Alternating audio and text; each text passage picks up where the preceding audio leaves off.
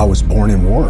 My mother was literally carrying me. People were dying around her. They tried to kill me when I was 3 years old, and I did 23 years on active duty during the height of the global war on terrorism. And when I came out of the Army, I lost my way. I was a drug addict, barely holding my marriage together. But you have to lose your way to find your way. Today, we return with one of our favorite guests, Tu Lam. No matter where you are in the world, I could find you. I could track you through your cell phone, MAC addresses, computers. I can locate you. I looked at the enemy as something that was less than me. I realized that I was in a spiritual battle. What was that spiritual battle like? I was very successful, a face of Call of Duty, entrepreneur, but man, I was empty. I was spiritually bankrupt, and I was carrying more weight. The more successful I became, the more weight I felt like I was carrying. Everybody was cheering me on. But in my heart, I was suffering, and that's what led me to God.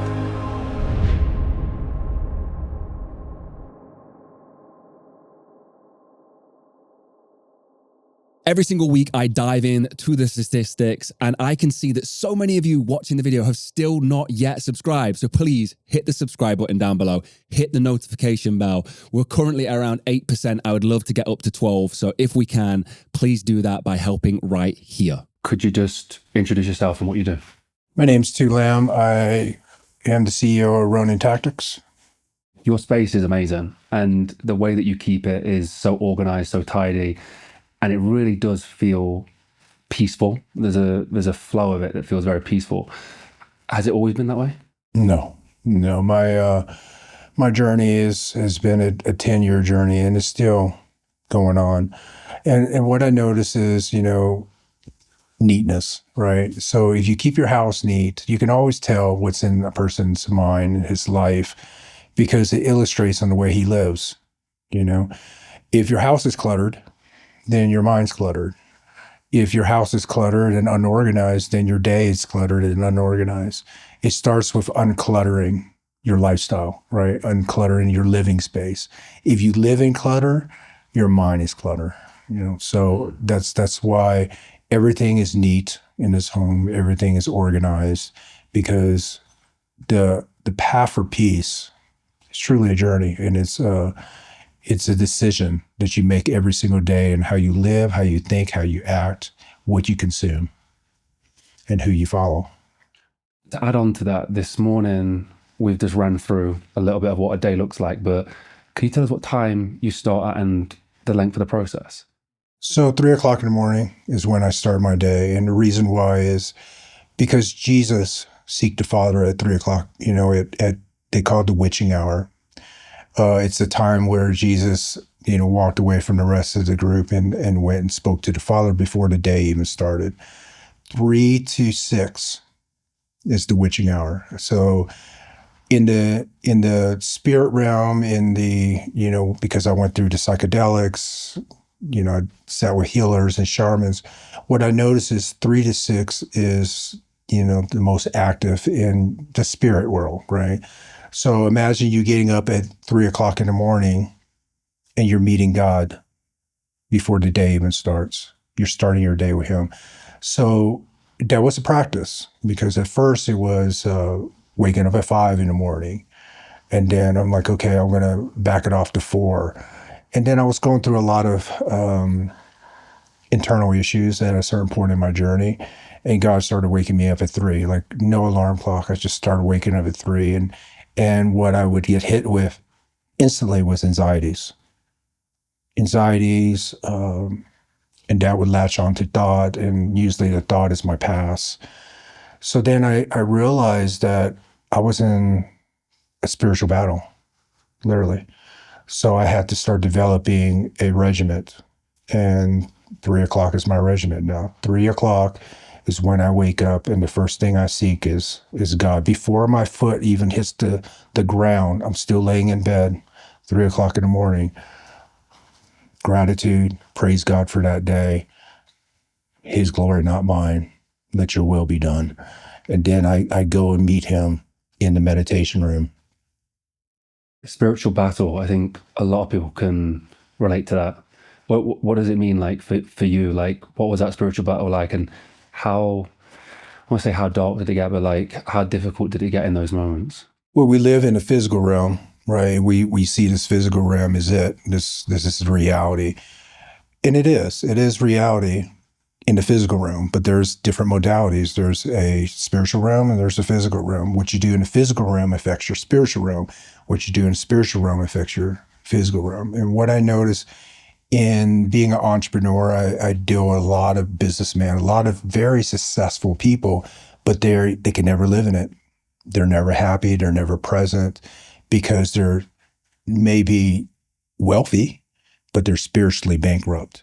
So how do you exercise the spirit realm where you can live in that fullness, right? And at a certain point in my life, I was very successful. I was, a face of Call of Duty, entrepreneur, had a lot of followers, a lot of fans, but man, I was empty.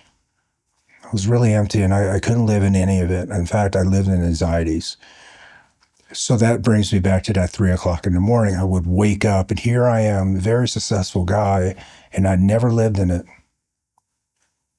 Never lived in it. And I realized that I was spiritually bankrupt.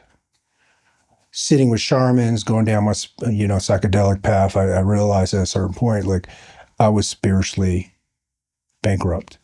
And I needed to focus more on that modality versus the physical modality. We've spoke this morning. That really resonates with me. Like, I think, and it has got more intense recently of like, as more success has come, or as perceived success has come, the acceptance of it has got even harder. Like I think it gets even worse and even worse. Where would someone start? Like, where would someone start to try and break that down? Because I also don't want to say that I don't try and work on myself. I do. Like, I try and do the work as much as I possibly can, but I still feel there's no connection and inability to be able to. When you said you was proud of me earlier, and you was proud of what we've achieved, I almost can't even accept it. Like, I can't even feel that feeling. I think probably stems from all of that as well. Mm-hmm. So where would we start? So each their own journey, right? So I'll share with you, my journey first, and not just my journey, but journey of a lot of veterans, because I help a lot of veterans now. I help a lot of law enforcement, a lot of people that deal with trauma in the civilian sector as well. I became this leader that God put me in front of these people to help. So I'll tell you, my journey started with awareness. And that's where I feel like you're at right now, like awareness. Like, you have this level of success, you have this level of fame, you from nothing, you built something, right? But you can't live in it. In fact, you're probably sitting next to the people you love and you're not even present. That's what I noticed in the beginning. I'm sitting next to my wife, who I love the most. She's my best friend. We're sitting in this house that I never thought we can afford, this fame that I never thought I would ever have. And I never lived in it. And in fact, I was living in suffering, the worst that I ever had. So, God will wake me up at 3 o'clock in the morning, and this is rewind 4 years ago. God woke me up at 3 o'clock in the morning. I would wake up, anxieties right off the bat. Don't even know where it came from. And then those anxieties is an energy, and energy wants to be fueled. It wants to stay alive. So thoughts would latch on. That's how it stays alive. Thoughts would fuel energy. Thoughts would fuel anxieties. So then I feel the anxieties, and then my thoughts would fuel the anxieties of my past, my regrets, shame, things I saw overseas in war. So I realized that my thoughts were literally controlling my day. My emotions were controlling my day. I live in total peace. I'm this very successful entrepreneur. I run a company, and yet here I am sitting in front of all these people trying to emulate a person of leadership and confidence, and I wasn't any of that. In fact, I was living in my own hell. Awareness is the number one thing. If you're aware of, I don't want to live in that anymore, then that's the beginning. That's the seed for change, right? You have to lose your way to find your way. If you're content with who you are today, you'll never You'll never change. So let's just say, okay, so I wake up at 3 a.m. I have anxieties. I realize that this is not the person I want to be. I'm not present. I'm not living in my success. When I first started my journey, I went to a Tony Robbins, seminar. And one of the things that he said that stuck out to me was, you're the biggest loser if you have success, fame, money, all of it, and you're living in misery. And how true is that? Like everything you ever work for, everything that you commit your life to, and you're there and you can't even live in it. So that's the beginning, right? So then when I realized that, then now it's how do I combat that? Because the enemy is not external. The enemy is you, is your thoughts, your emotions. So how do you even deal with it? That led me down the path of trauma. So what I noticed is that majority of our life, our days ran through our subconscious mind. Subconsciously, we live out our life. Subconsciously, we attract who we are. So have you ever seen like relationships? This person had a bad relationship in their 20s, and then now they're 50 and they're still going through bad relationships. They attract who they are. You attract who you are. If you're living in pain, you're going to attract that person. But when you are able to break that cycle, right? So I realized at one point I needed to heal my internal self, and that started with the subconscious. So for me, I am a child of war. I escaped Vietnam. I lived in refugee camps. My country, I faced genocide. Literally all that happened before I was even 7 years old. Our analytical mind is not even developed into 9 years old. Think about your first memories. How old were you? Yeah, I can't even think. Yeah, maybe Roughly around 9 years old. Yes, yeah. So what happens if you dealt with life and death situations? You were raised in an abusive home around alcoholic drug parents. Like all these poverty, all this stuff happened before you can even remember to happen. So in the book, The Body Keeps the Score, just because you don't remember, the body does. The subconscious mind remembers, right? So it's stored deep, deep, deep down, and you can't even get to it, right? So then that's what was fueling my anxieties. I was, in the book Letting Go by Dr. David Hawkins, he talks about how the body holds on to trauma. Well, if you're a young child and you dealt with a lot of trauma as a child, and then you hold on to these traumas, how can you even get there to let it go? Okay, so I want to bring this point. So animals, think about like a dog, right? When the dog goes through a very stressful event, you see them going in a corner and they start shaking. You see them? Mm-hmm. They shake. What they're doing is they're shaking off the survival, the adrenaline. They're just shaking off the emotions. What we do as human beings, I don't have time to deal with this right now.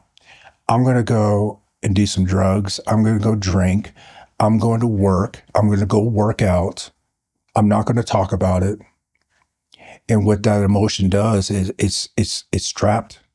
It stayed trapped because the body, unlike, the animal that needs to shake, how we let go of emotion is we have to feel it. We have to process it. So rewind back, Tu Lam at 3 years old, left for dead on a boat. How do I process that? I don't even remember that. So now fast forward that after my time in service, I'm waking up feeling anxieties. These anxieties were either from my childhood or from my, times in war. And I did 23 years on active duty, in the Army, and majority of its special operations during the height of the global war on terrorism. So I saw a lot of stuff, and I didn't know how to deal with. My body was holding on to trauma. I realized that I wasn't present. I was very mean to the people I love, right? Because I needed to vent. And I had an ego and a chip on my shoulder, and I didn't know how to get rid of it. So through awareness, I started writing down my thoughts. So journaling is a big thing, right? So we produce about 6,000 to 7,000 thoughts a day, and majority of it's negative. You know why it's negative? It's wired that way. We're wired that way because of our survival instincts. We're always constantly looking at the danger. Well, we're not hunter gatherers anymore. So now in this peaceful environment, I'm still looking at the danger. You're looking at danger. You're thinking about what if this happened? What if this happened? Well, those are dangers, right? And then in time, that's trauma. That's the body holding on to something that's not even real. See? So I started noticing that. I started noticing like, okay, majority of my thoughts are very negative. So I started writing it down. We call it capturing thoughts. So I started capturing my thoughts, and about 90% of my thoughts were negative. A lot of negative self-talk, really hard on myself, very shameful, things I did to other people of the past, people that I care about, that I hurt. So just very, very shameful mistakes. And I wrote it all down. And then I realized that these thoughts were populating in my mind over and over every single day. So awareness. What is your thoughts every day? What is that emotion you're feeling? The first thing you're feeling in the morning, for a majority of us, is truly anxieties. So now you have these negative thoughts, you have anxieties. Anxieties need to stay alive through negative thoughts. So then it led me down the path of meditation. So meditation was a journey for me. I would sit in meditation with my spine erect. I would go into a systematic breathing process, trying to let go of thought. But I would tell you, it's a long journey because letting go of thought it's very hard. That's why monks sit in temples and practice that for literally years. And that's what I did. I sat in isolation for years, right? So that by the time that you interviewed me last time, I mastered meditation. I got there where I was able to let go of thought, but the emotions are still there. So imagine this. So you wake up in the morning, you have a lot of anxiety, these thoughts are feeling, and you realize that through awareness, right? And through months of journaling, now you know what the thoughts are, right? You're capturing these thoughts. And then now these thoughts are going back in. Now you're telling yourself it's not real. And then you go into meditation practice. Meditation is being able to, through a rhythmic breathing process, breathing into the lower portions of your lungs, right? Because we shallow breathe. We breathe only in the upper portion of our lungs. Majority of our trauma is stored in the lower portions. The body holds on. So if you had a day with anxieties, where do you feel it? You feel it literally right here, right? If you're worried about, your child, your parents, you'll feel it right here, right? So we hold on to that trauma. We hold on to those emotions, and in time, it goes into your nervous system. Those thoughts that populate over and over is basically brainwashing your subconscious. What you listen to every single day is brainwashing your subconscious. So if you're listening to very violent music, a lot of people get very aggressive, right? They're like, no, I need this to work out. But what you're doing is you're programming the subconscious with what you view, what you look at, what you see, what you talk about, who you hang out with. It literally becomes part of you. So through awareness, I realized that I needed to control my thoughts. And how I did it was through meditation. Once I was able to separate thought from emotion, then I sat with emotion. Okay, so imagine you have anxieties and these thoughts are feeling it, your past, your regrets, shame, and then you're like, nope, not true. Through breathing, what I say breathing is you have to anchor on to something versus thought. So imagine you're anchoring on to breathing.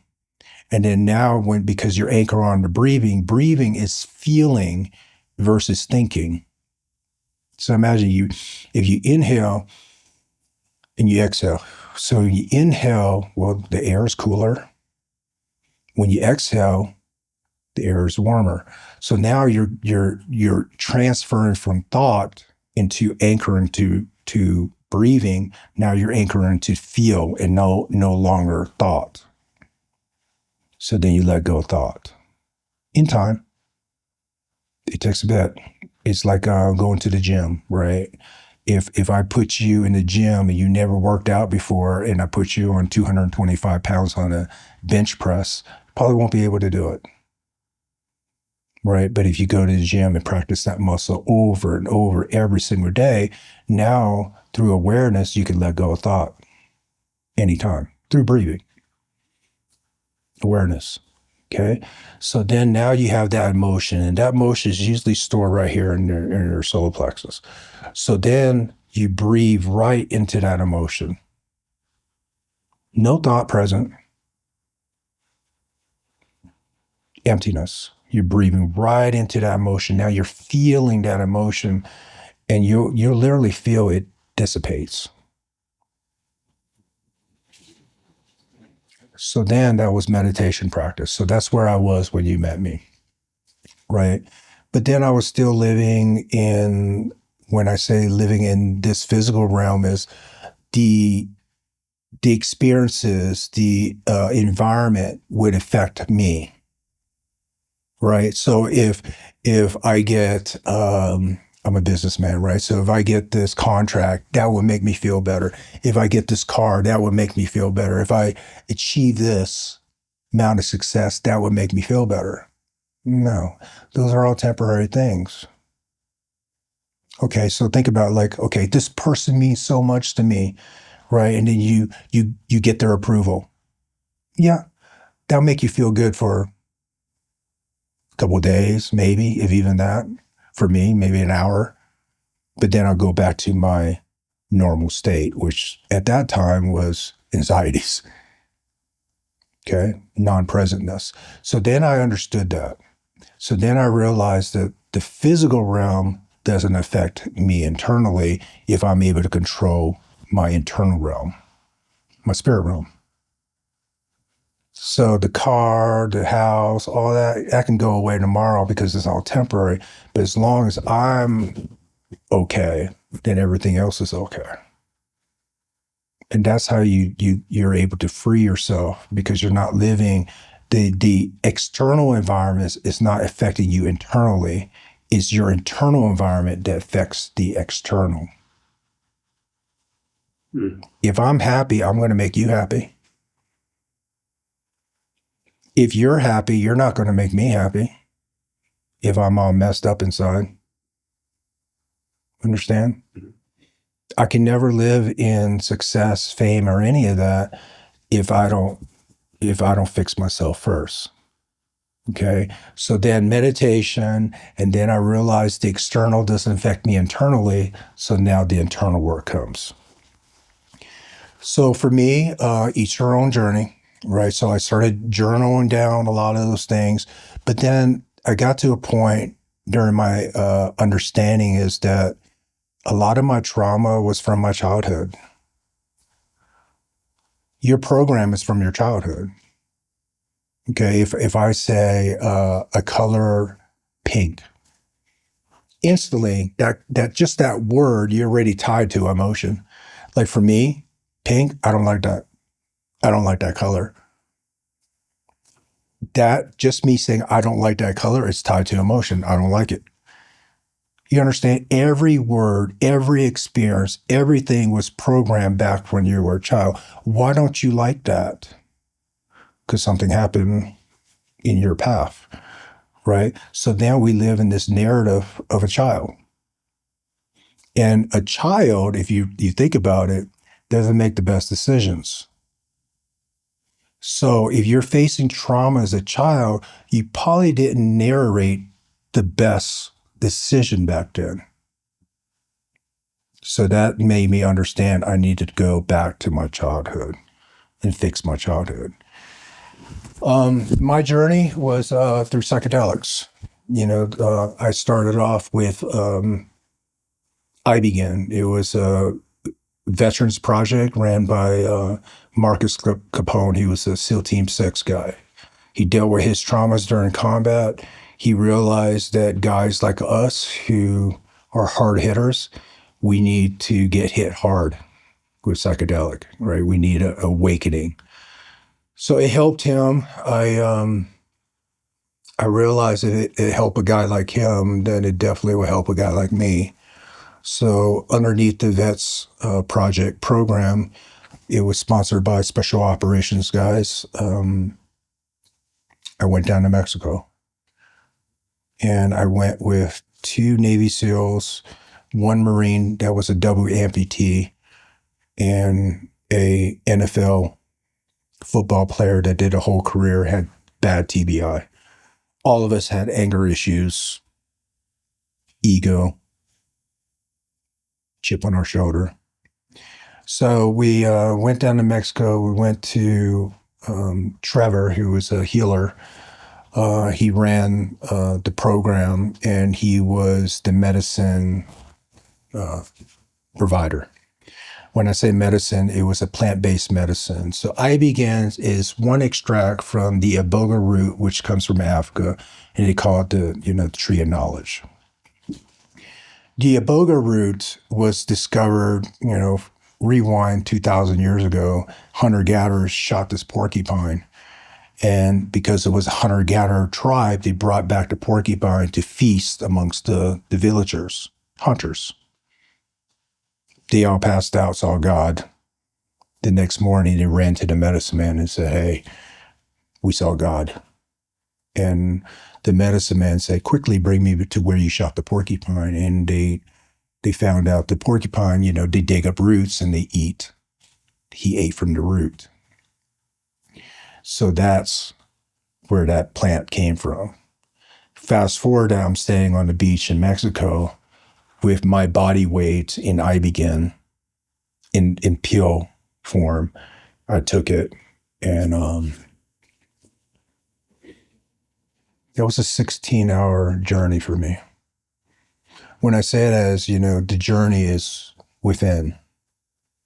You're going deep, deep, deep within, right? And through breathing practices that the coaches taught us, because you're going to feel it. You're going to feel, for me, I felt that 3-year-old boy that was left for dead in the South China Sea. I felt that fear. People died on that boat. I had to revisit that. But now, with an adult mind, it's not that child, 3-year-old that's scared of everything. It's the adult mind that tells that child it's okay.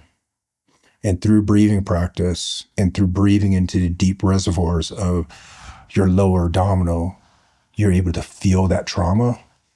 And that's what the body wants, because you have to feel it to let it go. Right.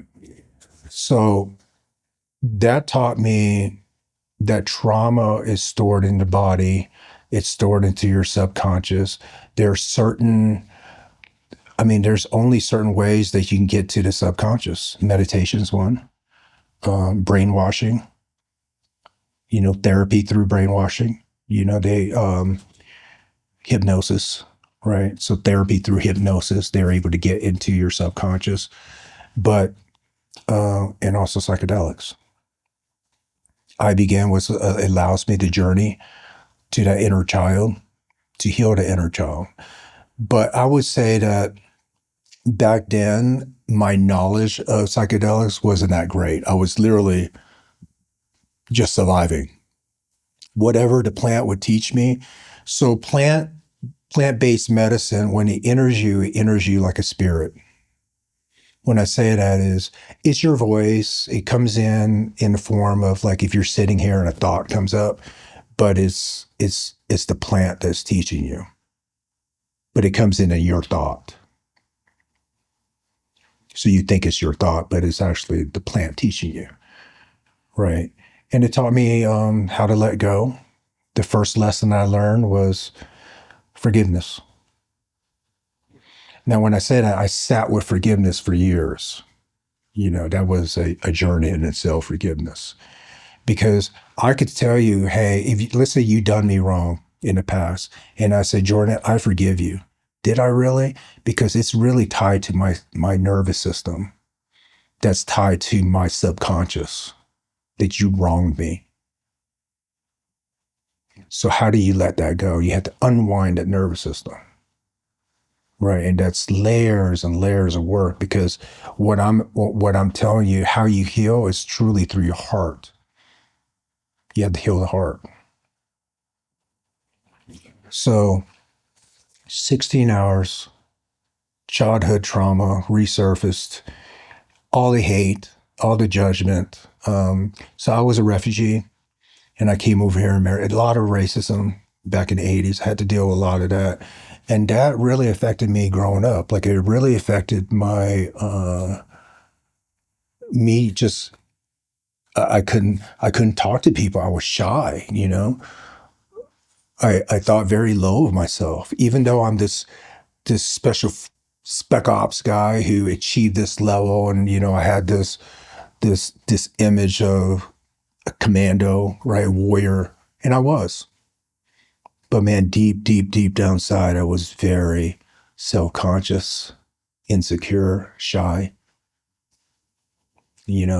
So those are traumas that will carry right into your adulthood. So when I sat with I Began, it brought me back to why I am the way I am. Why am I shy? Because I had to deal with racism, neglect, right? Segregation as a child. And then I carried that into adulthood. So with that journey, it showed me, and I popped out on the other side, and I wasn't healed by no means. But what the plant showed me was why I am the way I am. Why do I have a chip on my shoulder? Because I was bullied. I mean, they tried to kill me when I was 3 years old, escaping from Vietnam. They wiped out, literally through genocide, a race of my people. They showed me all that. So I'm like, okay, so we call it dead day. So after you come out at 16 hours, you feel like you have the worst flu of your life. Your body's just really shut down. And then I was introduced to Reiki. You heard of Reiki? Yeah. I didn't believe in any of that. So Reiki is a universal energy, right? It was this Japanese guy that meditated up in the mountains. I think he fasted for over 40 days, and then he saw this light, and it hit him in the forehead, and he realized symbols started coming across. And where I'm going with this is there's a universal energy that's able to heal you if you're able to tap into it. I was introduced to Reiki. So they had this 8th generation Reiki lady. She's Native American. And it looks like an Indian teepee. They slammed my body. I was just like a piece of meat laying on the table. I was dead. And she took this feather and didn't even touch me. And I could feel my blood flowing from my head to my feet because she was literally moving energy through my body. And that was something. And then I remember my negative thoughts were gone after my 16-hour journey. I lived in presentness for 15 minutes, and then the thoughts came back. See, everything's temporary, right? And the thoughts came back. And they attacked me harder this time. And then I told Trevor, the spiritual healer, and he goes, no worry, I'll clear that out with the toad venom. So later on that day, we did 5-MeO DMT. So imagine for 2,000 years, these indigenous frogs would, they would go down and they'll hide underneath the ground, and in the mornings they'll come up to feast. And these indigenous people would go to these areas. It's indigenous to Arizona, and they would piss these toads off, and the toad would shoot venom into a glass, and they'll take that glass and they'll put it out in the sun for it to dry, and then they'll take it and they'll flake it into a crack pipe, and you'll smoke it. You'll smoke that poison. So you know what it means to die. When I say that is DMTs only produce that much in the moment of birth and the moment of death. And when you smoke it, you're going to know what it means to die. Your physical body will start shutting down. Your mind will go to a state of, oh, you're dying. You either surrender to death or you fight it. All right, so I wanted to put you on your last breath on this world. When you're about to take that last breath and move on to the next world, are you going to fight it? Or you surrender to it? For me, I saw the light, I surrendered to it, and I had an outer body experience. And I shot up through the light, and I sat in what I felt was God, because it was love, forgiveness. I forgive you. I accept you for everything you've done. I forgive you. All right, and I cried, and it came back down to my body. And every time I would venture into the spirit realm, I would take the teachings of that and I'll bring it back to this world, and I apply it to this world. Right? So that was my first psychedelic experience. I came back, I try to apply it to this life, and then the world catches up with you, and I went back to anxieties. Right. So then now I understand that my trauma is deeper. It goes back to where I can't even remember. So then I sat with for years. So I was selected to be the keynote speaker at the Vets Gala, right? The program that sponsored me. Now I'm standing in front of a gala raising funds for other veterans so they can seek the treatment.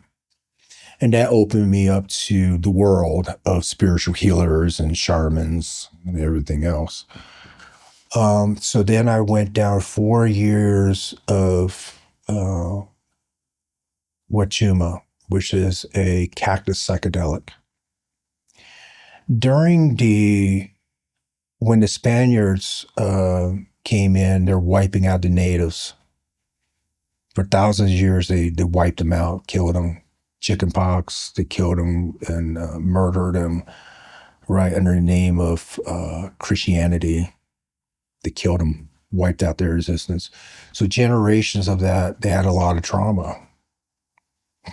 What if your mom was carrying you in her belly and she was facing trauma? You're already born with trauma. From the moment you're born, that's already embedded into your nervous system. It's just a matter of time before it surfaces. So imagine thousands of years of natives getting wiped out.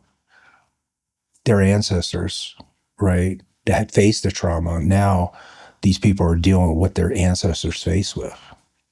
So Wachuma was a practice through the natives on how to slow down the nervous system and release that ancestral trauma. So I want to bring it back to I was born in war. My mother was literally carrying me during the Vietnam War. People were dying around her. We lost our country. So when I was born, I was already born in trauma. Before I even hit that boat at 3 years old, I already had trauma. So what it allowed me was to sit in presentness. We're not ever present. We're always drinking energy drinks, coffee. We're on social media. We're always drama. You're always talking about somebody else. All that raises, right, where you're never in the present peace. You're never at peace. Think about when you gossip with somebody that raises emotions. Anytime you talk about something, anytime you view something, anytime you listen to something, it raises your emotions. So you're never present. That's why monks would sit in isolation for years, right? Getting rid of everything the Western world would teach us. But we live in the Western world. That's 6,000 thoughts a day. You better believe it's more like 10,000 thoughts through social media and the news and what you watch and what you listen to every day. So what it did was it slowed down my nervous system enough where I knew what it meant to be present. And there's a power being present because in the present moment, you can let go. That's the power of being present. So right now, if I say, okay, you feel anxieties, you feel shame from how you treated others in the past, thoughts populating through your mind. If I tell you, hey, you can let that all go right now. All you have to do is be present. You can't get there. Right. So what it did was through meditative breathing, through clearing the space for God. When I say it as we literally only invite God, Jesus, and love into this realm. I sat with other special operations guys, predominantly Navy SEALs and Green Berets. I would sit in this inner circle. And let me tell you what happens is there's a frequency when you bring in other like-minded people, right? That's able to slow down their nervous system, be able to breathe and understand frequency. There's a power in that. Warriors have power. So when I was able to go present and it, emotions will surface and I will breathe right into that emotion and it dissipates. And then I also understand that Mother Earth has a frequency, right? So we sit with Earth, we sit in that frequency, that energy, and we release through that energy, through being present and understanding the practice of, it's kind of primitive breathing, but you think about like a Hindu breathing, kind of, if you are feeling anxieties, you go into a box breathing method. Like breathing controls your nervous system. Okay, so if you feel anxiety and I tell you, hey, breathe in through your nose, hold 2 seconds, exhale through your mouth, 6 seconds, like 2 minutes of that, your nervous system start calming down. All right, we done it on the teams in the military. If I'm anxious about a target going in, concerned about life and death, I go into a box breathing method and it slows down my nervous system. You know, so through the practice of what Chima, that medicine that slows down the nervous system, and through being present, understanding emotions as an energy that needs to be felt and released, now you're letting go of trauma. Just a quick message from today's sponsor. After putting my body through extreme physical and mental stress over the last few years, I realized something important. Most people don't have a health problem, they have a clarity problem. They know something feels off, but they don't have real data or real guidance.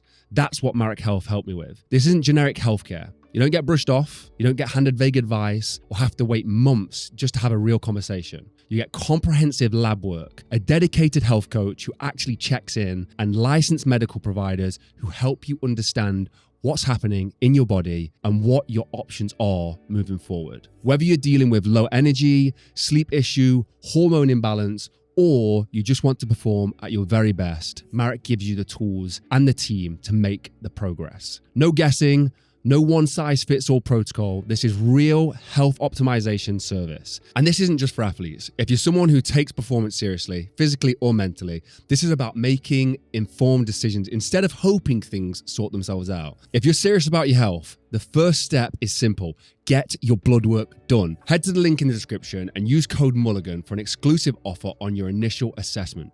Stop guessing and start taking ownership of your health. Go to the link in the description for your exclusive discount and make sure you use code Mulligan. Thank you, Marek Health, and let's get back into the episode. When you was in that 16-hour period, I was really curious as to, obviously, somebody who's had a military career and somebody who's had quite deep childhood traumas as well.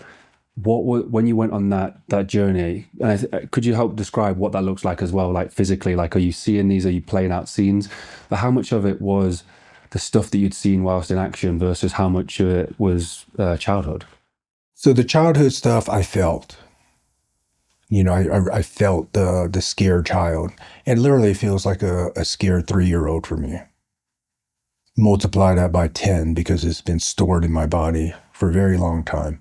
So I felt the fear. Imagine if you're a child, right? And you're stranded on a boat. Like, there's a lot of fear, a lot of death is around you. People are getting thrown overboard from dying, right? There was elderly people that tried to make that journey and they died on the boat and their body got cast in front of me over the boat. Like, you're going to visit what that feels like at a 3-year-old. Because think about, like, your body processed that when you're 3 years old and you never processed it again. Or at least for me, I didn't. So now I'm going back as an adult with adult eyes and processing that as an adult. Calming that childhood, that child that was scared for his life, going, we made it. Everything's okay. So now you breathe into it and then let go. A lot of other veterans that I saw, they had visuals. Like, they had a guide that showed up and kind of walked them through the spirit realm. I didn't have that. For me, my warriors came in effect where, so you wear an eye mask and imagine you opening up your eyes underneath the eye mask. Now you're looking into that realm. You can literally pull it off and you're back in this realm. But I had the eye mask on and it brought me to a gunfight in Iraq in the palm groves. So here I was in the palm groves fighting the enemy. I had to process that,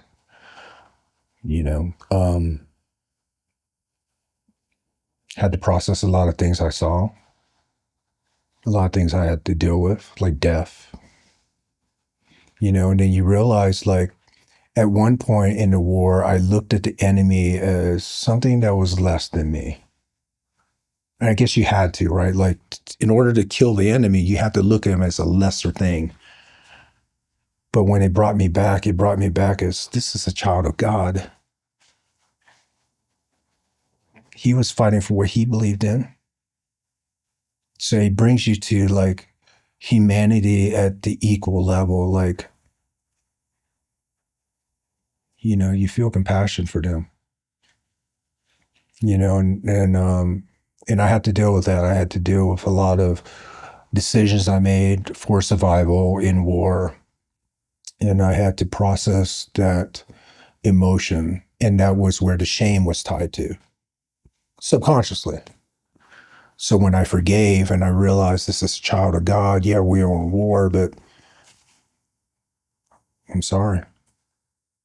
And then that was able to let go of shame, regret, And like I said, after when I sat with the toad venom, it was love, forgiveness is what I sat with in this realm where now I just dealt with shame, regret, letting go. And the next day was, I forgive you for all of it.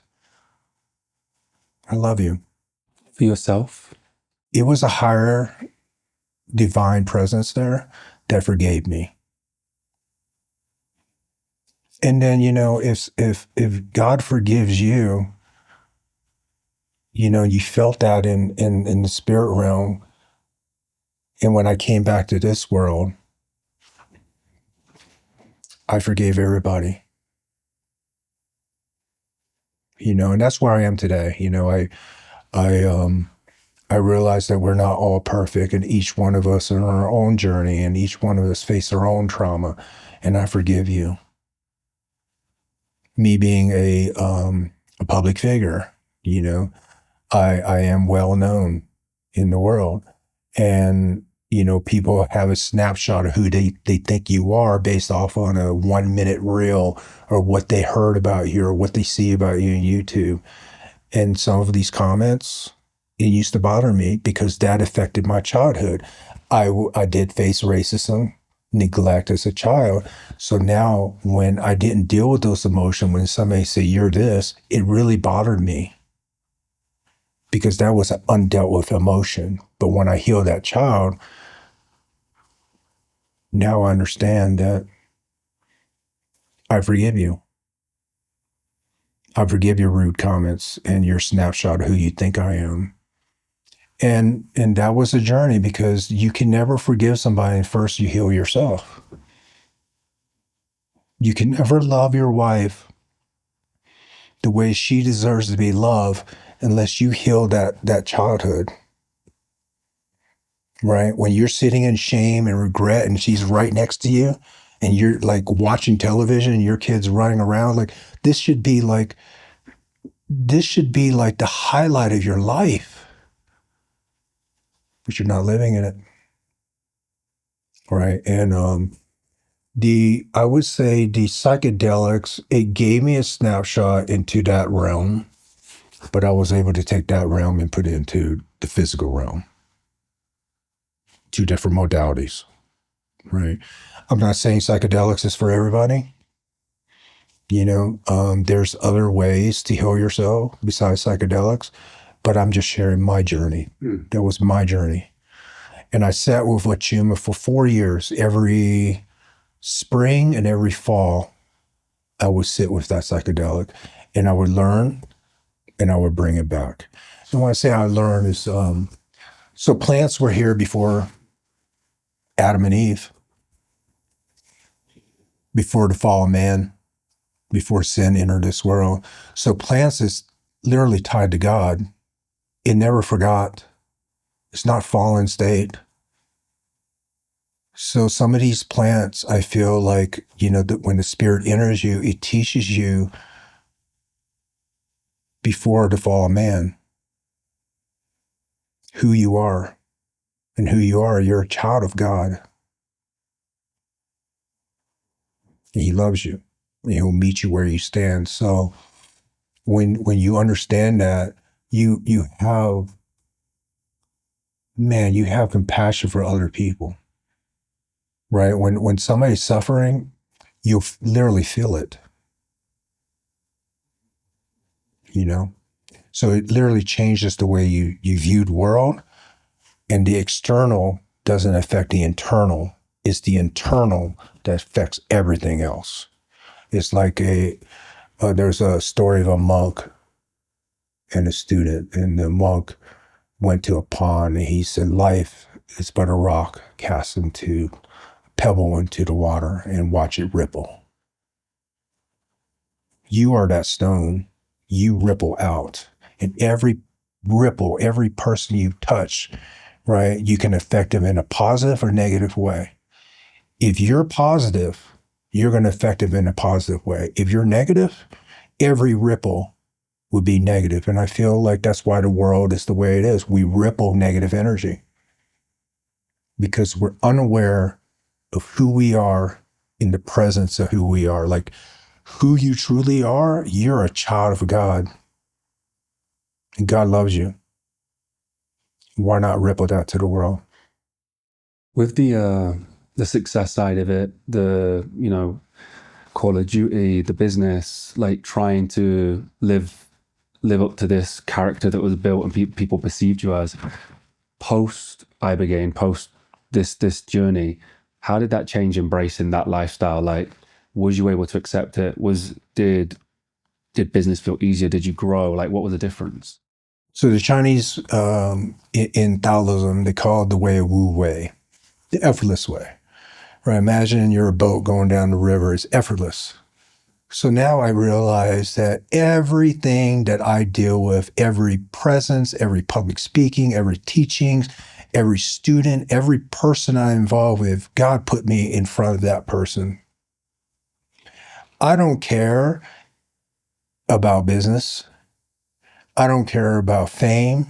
I don't care anything anymore because I know God's got me.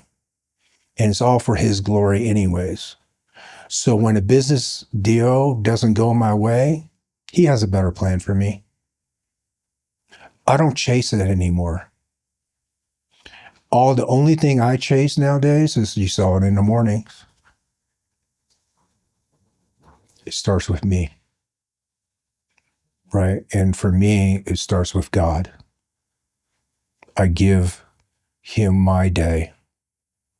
Your will be done, not mine. Right? And when I realize, like, I give you my day, right? If I don't give you my day, I'm going to wreck this car. I have, you give me control of this car, I'm going to wreck it. I don't even want to run that anymore. I give it to the Holy Spirit and I let him direct my day. And the way Wu way is the effortless way. I trust God. He gives me my daily bread. And when you understand that, you stop chasing and you start living. I read a book actually recently, the shame that binds us, and they were saying when you're living in that shame and you're living in that shadow, we become human doings versus human beings. And I feel that's so relevant to the chase of success or the pursuit of success. You're doing, you're not present, you're not being. But I think it's really difficult in this hustle culture, especially if you're from a poor background, to separate how not striving, reaching, constantly trying to grasp for something isn't the way to also obtain the thing that you want. Does that make sense? 100%. I mean, that's what has been my personal experience, I guess. We concentrate more on the human than the being. So when God created Adam out of dirt, it's all temporary. It's the things of this world, right? Dirt, materials of this world. But when he breathed life into Adam, that's the being. The human is temporary. The being is forever, is eternal. We concentrate more on the human, the externals, the things that's temporary in this world. We don't focus on the true being, the eternal, which is God, right? If I was to say, hey, what makes you happy? People are like, oh, a car, this. It's always materialistic things. It's never, I rarely hear, unless you were saved, I never hear, the only thing that will ever make me happy is Jesus. Because this is all temporary. Everything. Your relationships, your car, your house, your clothes, wealth, fame, all of it's temporary in the things of this world. When we concentrate on our being, the eternal, that's when you truly find happiness and joy, because it's eternal. It's not from this world. It's so paradoxical. I think that's the human brain almost can't comprehend it, I guess. No. And that's why I had to go to the psychedelics to understand that. You know, people are like, dude, where do you get your wisdom from? We're literally plants. Beyond the human, beyond the sin, beyond the emotions, beyond the temporary. Like, I had to go back to what was beyond man, like what was before us. And people, a lot of people are like, oh, this is hocus, and I'm like, I totally understand, because we totally live in this physical realm. We don't see the different modality. You can't see it. You can only feel it. Okay, so if you live in sin and you chase sin, you're going to feel that heaviness, right? And it's always temporary. You're always going back to it, right? Always going like approval. And this guy gives you approval. You're always going back to that approval, because it's all temporary. It's the things of this world. It's our fallen state. But if you have God, and that's truly in your heart, in your nervous system, embedded and burned into your subconscious, which runs 95% of your day, think about that. You're always grateful. I'm grateful for every moment, every day. Do I still struggle? Absolutely, because this is the things of this world. I still live in this world. It's still our fallen state. You know, when I watch, the news and I see innocent people dying, yeah, that bothers me. And that propels me to be who I am in Ronin, a warrior. Because I understand a warrior must fight for what is right. You got the light and you got the darkness. Well, I bring the light from the spirit realm, and what I learn from the spirit realm and these healers and shamans and God, and I try to bring that back into this world to fight the darkness, because this world is dark. And that brings me peace that's beyond any materialistic thing that ever can give me in this world. That's all temporary anyways. This the idea of accepting God into your life, I think I completely understand it, especially from a level of removing yourself from it as well. Like, so you're not you're not invested in the you. It's more about there's a higher purpose. There's something else. I mean, we've been on this journey for a while now, and like these are conversations we have quite a lot, and it's a journey. I also have a resistance to it. Like, there's some kind of resistance. I think a lot of people who watch this will see the structure of different religions and different faiths, and maybe they want to accept it in a certain way, but they feel that maybe they can't through the structure. I know I'm maybe resistant to the structure and not the idea. I've tried to use words like universe and light and things like that instead of Jesus and God, which I don't know if that's a good thing or a bad thing, but I don't know if you have any advice for somebody who's maybe struggling with that. I struggle with that. At one point in my life, I denied Jesus. Like, I would use universe and Taoism and the Tao, the Tao Te Ching, The Tao Te Ching was written by Lao Tzu, which was the founder of Taoism, 500 years before the birth of Jesus Christ in ancient China. Like, Paul, the apostle, couldn't even reach Asia to spread the word of Jesus, and here this guy understood the Tao, which is, was God, right? The thing is that we are in our fallen state. We would naturally deny Jesus and God. That's our fallen state. We come from the seed of Adam, right? So when I say, hey, Jesus, when somebody told me Jesus, I'm like, here, this guy again? Literally, I would. And I would look at a image of Jesus on the cross. I'm like, how did you win that? You're nailed to the cross. Okay, so the Old Testament, right? You think about the tabernacles, and after the fall of Adam, we were trying to please God. We would form these holy temples, and we'll sacrifice the most a lamb and to God, and all those were all temporary. Everything was temporary. You still piss God off. He's so mad at us, right? And we're trying to, have these Pharisees come in, and the purest one, they would tie a rope to his waist, and they put a bell on his ankle, and he'll enter the holy temples, because God can't even be around sin. If this Pharisee had sin, he'll drop dead, and that's how they know he's dead, because the bell stopped ringing because he stopped walking, and they'll tug on the rope until Jesus came. See, Jesus is God. So when we were cast out of the Garden of Eden, God said, you bite my heel, but I crush your head. That means that he was going to separate his seed from the seed of Adam. Jesus didn't come from the seed of Adam. He came from God through the Virgin Mary. They call him the second Adam, right? And so imagine a sinless God, in the form of a human, comes down, and he was the pure sacrifice. There's nothing else. There's no sheep, lamb, no mule, whatever sacrifice, holy temples. It don't matter.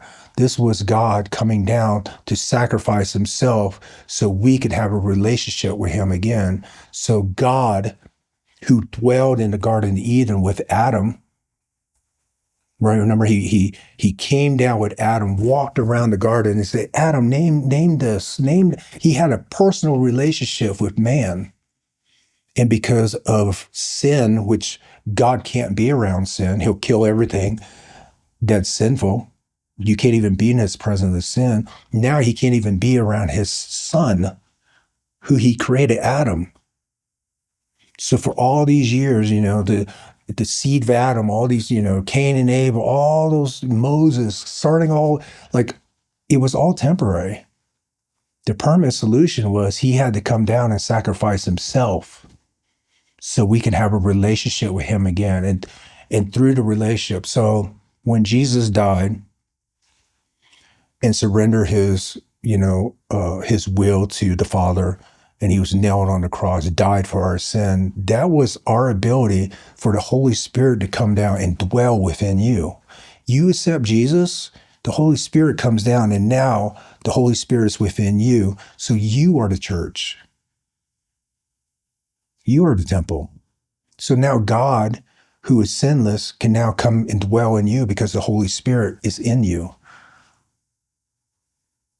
So when you understand that, the sacrifice that he made for us, to have a relationship with us, that's all he wanted, is to have a relationship with us. And because of Adam, he couldn't.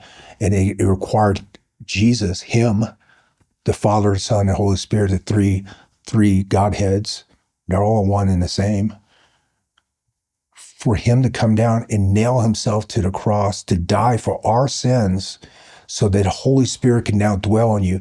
So Tu Lam can lay there in the morning and feel the Holy Spirit dwell in me because God is within me. Not in no church, not in no preacher, not in any human or things that are temporary in this world. He's in me and he directs my day because I have that personal relationship with him. And then until you accept Jesus and the Holy Spirit dwells in you, you will always deny Jesus because that's the things of this world. With hindsight now, do you look back at any parts of your career or any part of your life where you felt that Jesus or God was watching or looking over you or anything like that? Now looking back, he was always there. So God knows the hair on your heads before you were even born. That means he knew how many hair will be on your head before the world was even created. He knew that you're going to accept his son or not before the world was even created. So if you even have like a desire to know Jesus, he already chose you. He knew what was in your heart before Adam and Eve. So that Tu Lam that was out in the ocean dying at 3 years old, and like literally our ship broke down. Like we were drifting out for 30 days in the South China Sea, dying. His hand was there because we got caught up in a huge tropical storm, and that storm washed us to the safety of a rescue. The refugee camps where people were murdered and died, starvation, disease, robbery, murder. Like we spent a year and a half there. His hand was there. He guided me from the oppressed. I was born out of oppression. I knew in my heart what it means to be a child that was neglected from others. He raised me to be a Green Beret. My stepfather was a Green Beret. My uncle was a Green Beret. All our neighbors around me were Green. I was raised in Fayetteville. He knew what one day I will fight for the oppressed. And he realized at the end, I oppressed myself. And the only person that could free me is Jesus, his son. But he knew that before the world was even created. Just like you, he knew that you were going to go through your dark times and reach this level of success and fame, but still something's missing. What's missing is Jesus. If you find yourself denying Jesus, that's the things of this world. That's our falling state. On this journey, do you have a moment that you feel is the dark soul of the night for yourself? So that's yes, the dark night, right? The dark night, yeah. So it's so from a child, I was born out of oppression. I was raised to fight for the oppressed. I became this image of a hero. Mm-hmm. right? But in my mind, in me, I was, I was, dude, I was suffering. I was living in shame. And that was my dark night. Yeah, everybody could cheer you on too. You're so great. But in my heart, I was hurting. And that was the dark night telling me that no, all these cheers, all these applause, all this, it doesn't matter. None of it. All of it's temporary. And then that's when then he rose me to be Ronin, right? This image of a modern day samurai, Call of Duty character, this image of successful veteran, a husband, this and that, gave me the fame, gave me the success. Everybody was cheering me on. But in my heart, I was suffering worse than I ever did. And that's what led me to God. Because I realized that we can never do it. The Confucius, the Taoism, the Buddhist, the Enlightenment, the oneness, the universe, the I'm kind to you, compassion. I can never give you compassion unless I have healed my childhood self. And the only person that can heal it is Jesus. It's within our fallen state. I realized that, so in my beginning of my journey, I was very Taoist, universe, oneness, right? And man, that brought me pretty far. If I treat you with compassion, right, would that not reflect on me? And that's what I thought, right? Like, because all these Chinese Taoists and all that, they must have done something right. Like Buddhist was a teacher. He brought peace to a lot of people. But what I realized was Buddhist was human.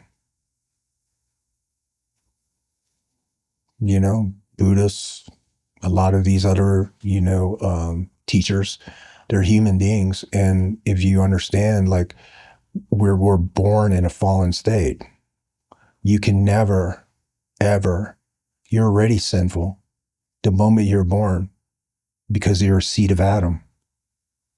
You never will have the power that God has until I turn it over to Jesus. It was really crazy because I was Confucius. I was doing all this, universe and oneness, and I would go to these seminars. I would teach, a lot of people on how to find peace and psychedelics and all that. But it always returned, the anxieties, always come back, and I was carrying more weight. The more successful I became, the more weight I felt like I was carrying. The more people would cheer me on, the more I was not present with my wife.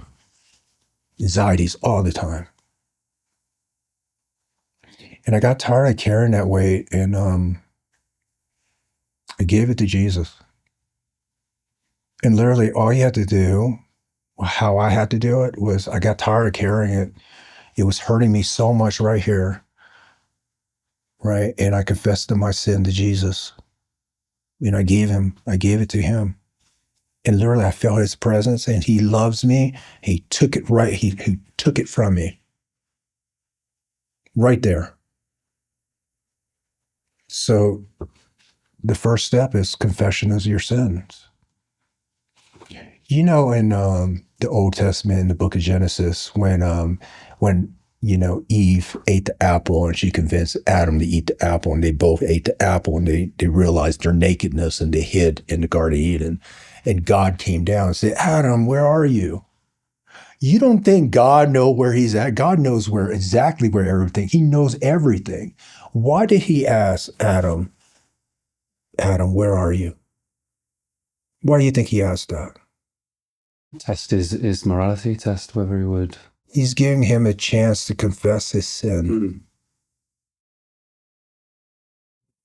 Confess your sin to Jesus and know that he died on that cross because he loves you, which is God, the creator of everything. The face that was on the dark waters before the world was even created, God came down, nailed himself to the cross so you could have a personal relationship with him. So the church, the Holy Spirit now dwells within you. I feel his presence. He's right here in this conversation. Throughout this whole journey over the last few years, obviously your wife's been beside you.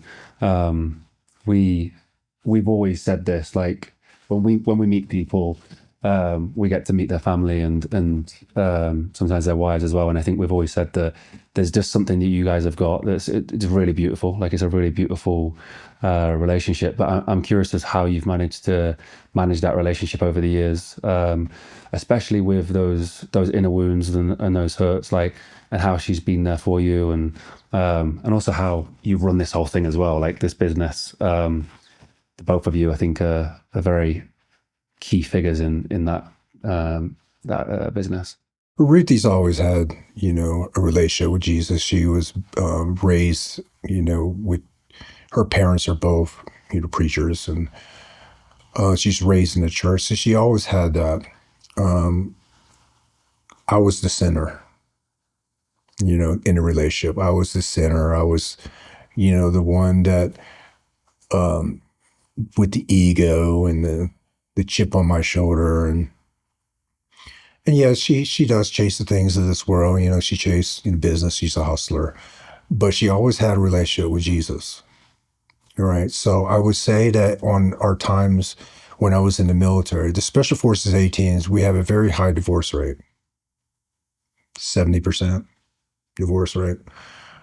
Just because a lot of the team guys, we come from traumatized backgrounds, unresolved traumas from our childhood, a lot of hate. The war gave me a vent, no doubt. It gave me a vent to express my hate to the world, more towards the enemy, and that kept me going. I would say that we really didn't know each other a lot during my war years, because there was times I was gone 10 months out of the year for many years during the global war. We drifted apart. By the time I came out at 23 years, I was a drug addict, hateful, very hateful, judgmental, gossiper, egotistical, chip on my shoulder. And she was still there. God tells us that we shouldn't divorce our spouse because one of them would lead us to God. And I would say that she did. She led me to God. Because after my time in war, the first thing I did, and I didn't really do this for any religious thing. I figured, and I was very Confucius back then, right? Very Buddhist. So I said, well, if I was to die, and this whole Christian thing is, I just need to get baptized, and we'll spend eternity together. So that was my mindset. So I asked Ruth to help me get baptized, and she got her father, who is a minister, to baptize me in a local church. Very quiet. And I would say that, I didn't see it right away. I was still a sinner. But in time, he started washing me clean.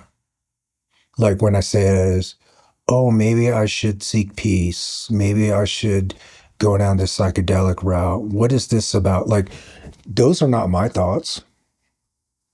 I'm a sinner. Why would I want to be better? So when the baptism happened, he slowly started washing me clean. And it was a 10-year process, literally. And about 3 years ago, when Jesus saved me. So you see, you won't see it right away. It's a slow, gradual change. For you to want to be a better man, that's grace. You in your fallen state would never want to be a better person. For you to want to be a better person, that's him calling you home.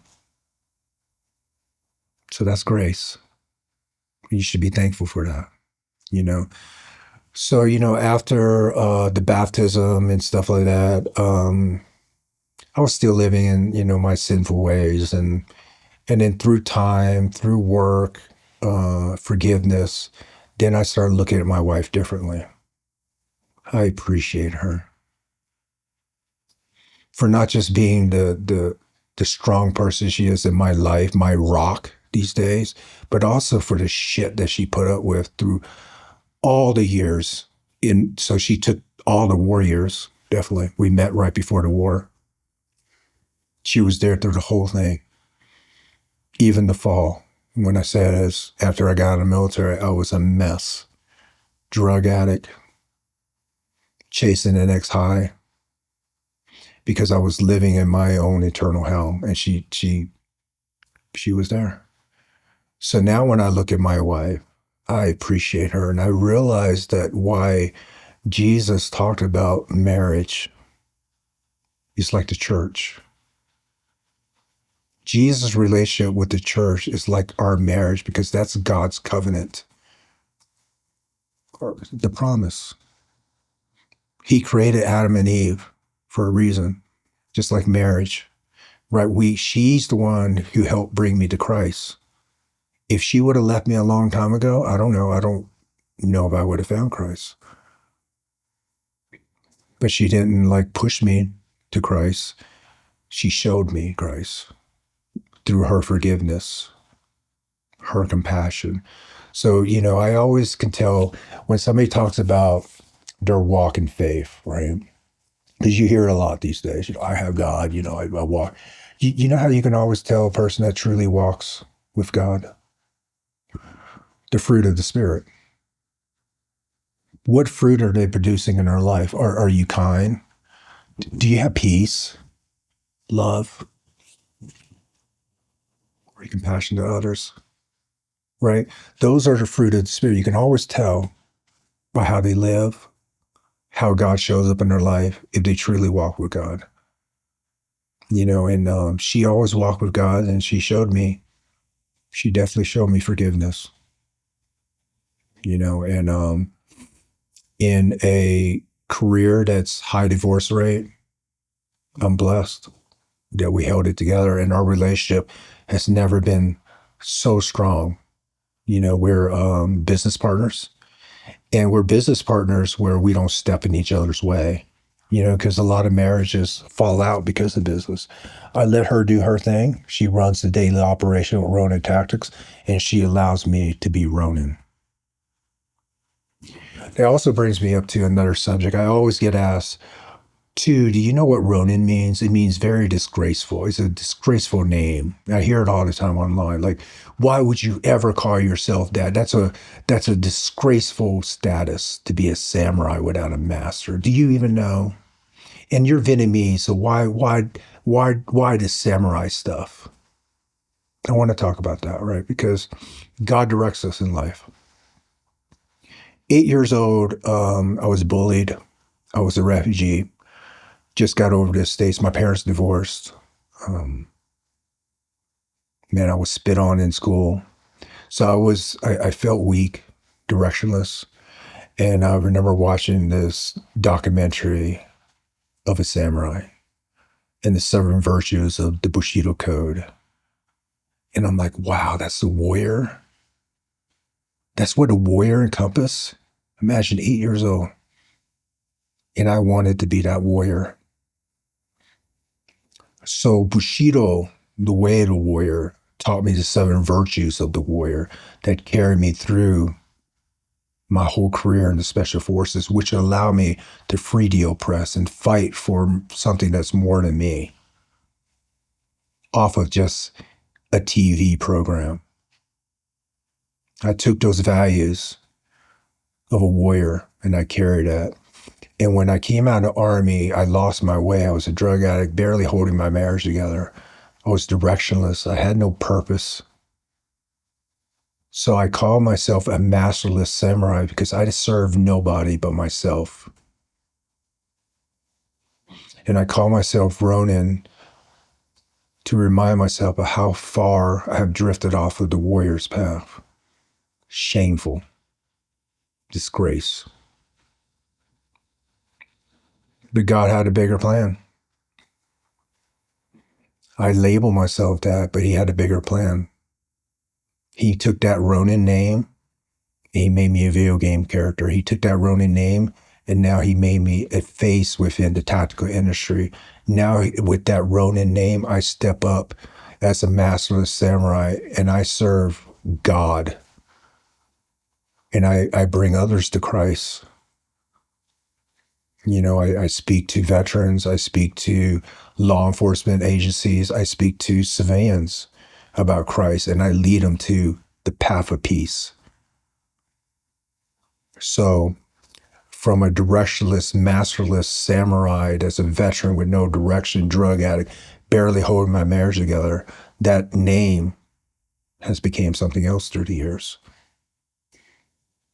But I get asked that a lot. Do I know what it means? And I do. And that's why I call myself that back then.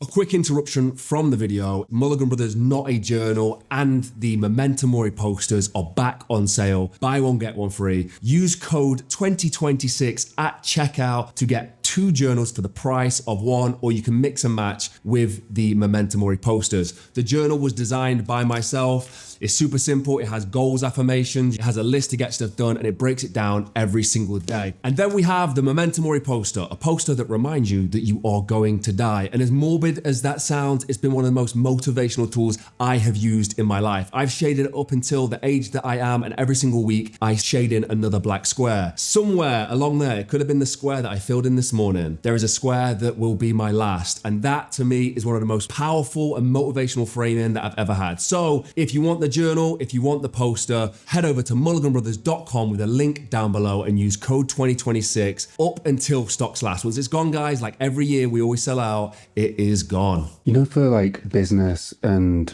all of the skills and the traits that you have, do you feel like you had them in like as throughout your life, or was it developed in like the CIA? Like, was it developed when you was on, you know, deployment? Like, are these skills that you learn along the way? Because I mean, the way in which you run this business is like, I mean, it's very impressive. Like, it's very inspiring to see.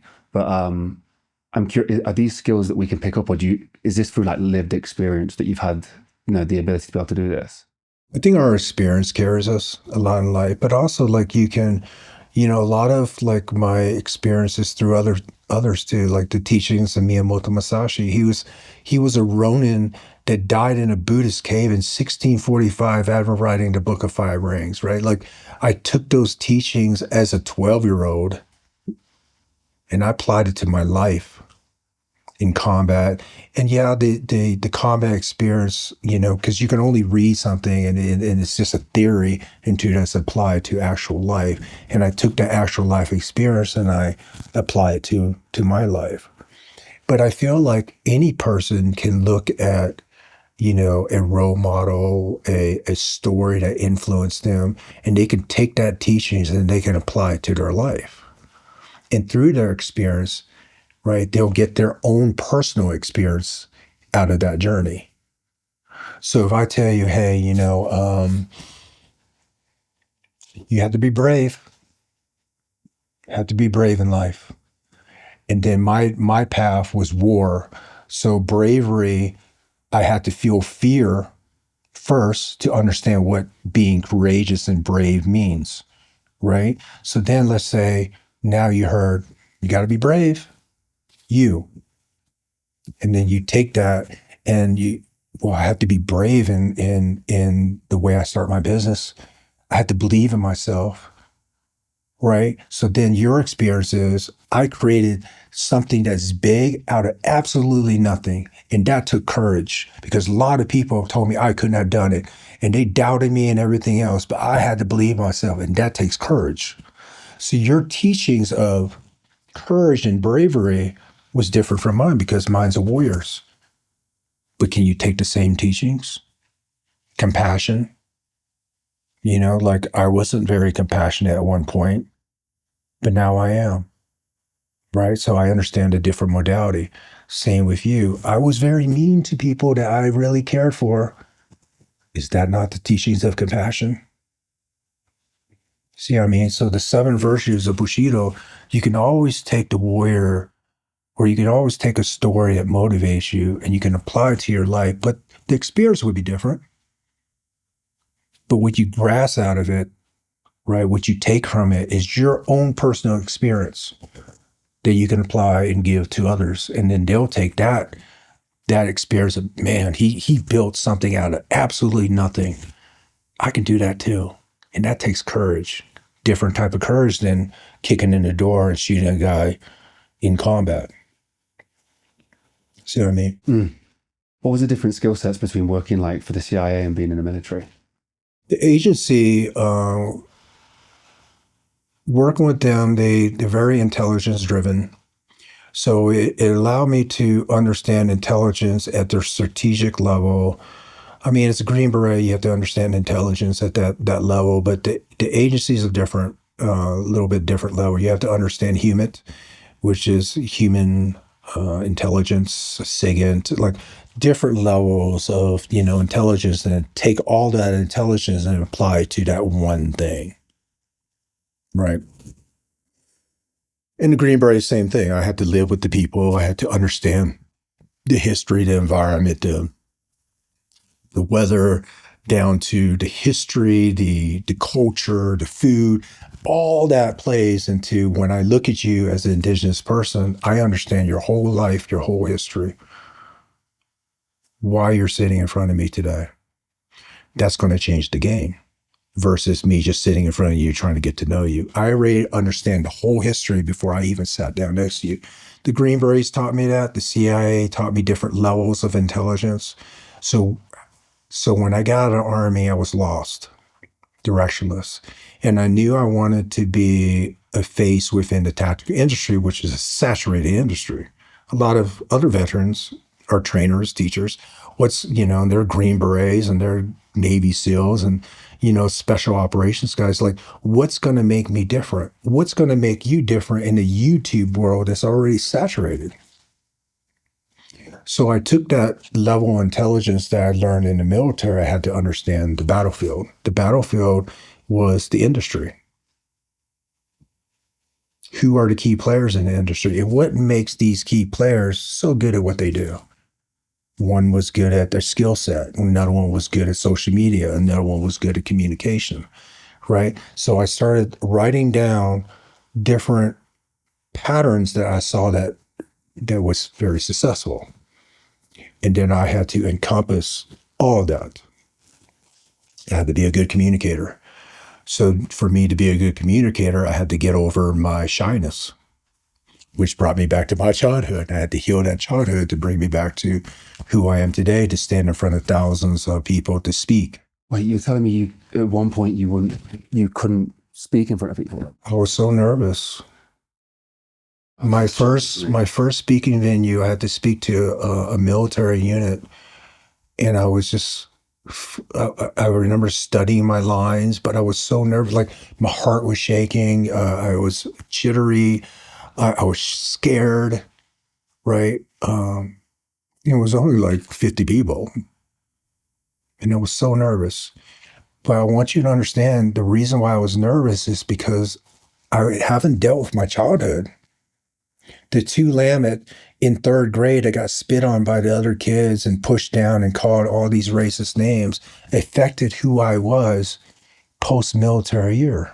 Tu Lam, as an adult standing in front of people. I had to fix that guy first, right? And when I fixed him, now I'm okay. I'm confident. I could stand in front of thousands, which I do these days, and speak. But it took work. So I understand that I had to be confident. I had to be able to speak. So then I went and I started picking events that forced me to be in front of the stage. You can never be a great public speaker unless you get in front of a bunch of people and speak. You can never be a great fighter unless you're willing to step into the cage and fight against another opponent. You'll never be that warrior unless you're willing to step on that battlefield. And sometimes, we have to, what holds us back in life, we have to revisit back in our childhood to fix that trauma to go back to who we were, to free ourselves so we can be this. I need to be that leader. I need to, the tactics are already there. I had the tactics, but how do I become a good teacher?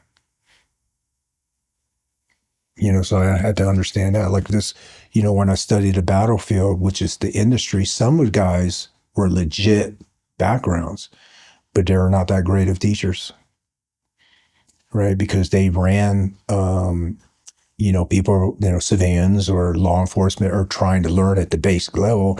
They'll run them like a commando force, like it takes years to train one of us, literally a whole career to be really proficient at what we do. So if I step out after 23 years of military service and you're a new law enforcement guy, and I'm like, why don't you get it?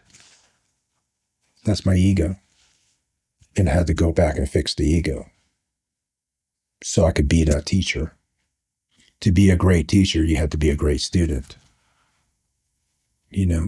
So I would look at different, I would look at different levels in the industry, like, okay, good teacher, a good public speaker, do you have the image, right? So some guys, some veterans, they get out and they lose their standards. They're overweight, right? What made you a warrior? So fitness is another thing. Mindset's another thing, right? So with all those, I would say check the box, right? I took all those different modalities and I formed myself into who I wanted to be as Ronan.